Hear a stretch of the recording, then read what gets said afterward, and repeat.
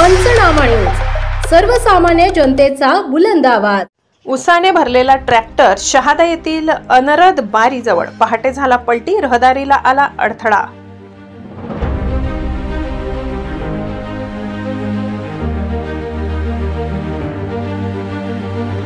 उसाने भरलेला ट्रॅक्टर शहादा येथील अनरद बारी जवळ पहाटे सुमारे 4 ते 5 च्या दरम्यान पलटी झालाय।